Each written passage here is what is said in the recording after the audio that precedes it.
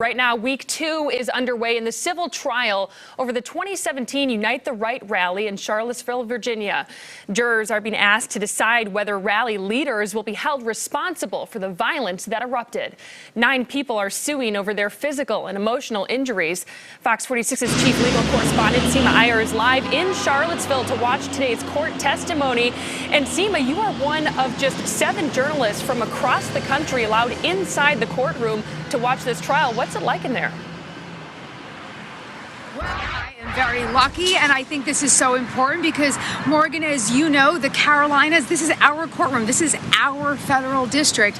And it really is jarring because these accusations of race are on full display. When I left the courtroom, Richard Spencer, the famed white nationalist representing himself, is cross-examining the second plaintiff's witness, Devon Willis. And Devon, at the time of this incident, he was 18 years old.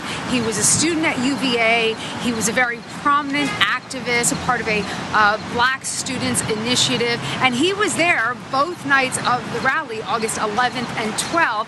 And I do have some new information to report, Morgan. And that is, Devon told us this morning that he, in fact, went to a prior rally.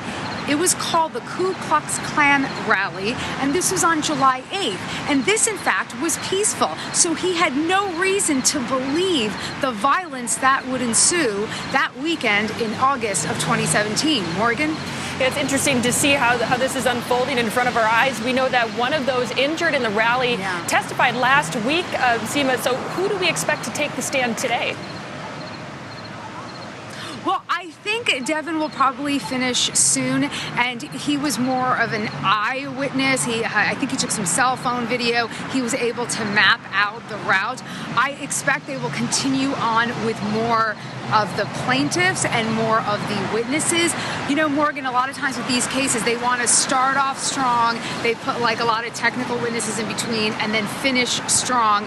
But I can tell you, it is emotional testimony, Morgan. It is really hard to stomach some of this, but I also will say this, both sides are being very cordial, meaning Spencer and the witness. The lawyers, on the other hand, it's a little adversarial in there, Morgan. I'm sure. I know that this trial is pretty unorthodox, right? There are 2 defendants representing themselves.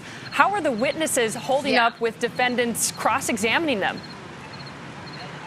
Well, Ms. Romero, she was Natalie Romero. She was witness number 1, and she was a victim. She was very severely injured, still suffering injuries to this day, having headaches, hard to see the light. So I think for her, it was harder for her to be composed. Whereas this young man, Devon Willis, he and Richard Spencer oftentimes are having a conversation.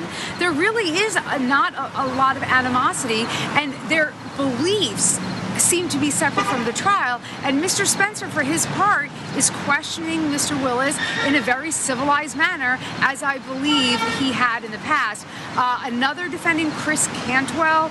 Chris Cantwell is the one who has the podcast and the YouTube channel. He can get a little more animated, and he's the person I fear for in terms of the witnesses and being able to withstand cross-examination. Morgan. Seema reporting live for us. Thanks so much. We know that you're going to go back into the courthouse and have the afternoon developments later on tonight on Fox 46. Thank you. Absolutely.